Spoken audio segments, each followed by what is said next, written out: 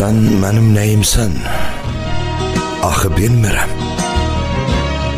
Gah mənə yaxınsan, gah da ki uzaq.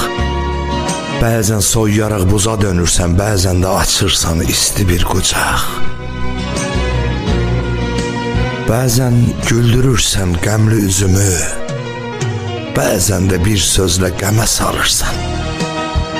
Bəzən ürək ritmim sənlə köklənir, bəzən də bu ritmi bəmə salırsan. Sən mənim nəyimsən?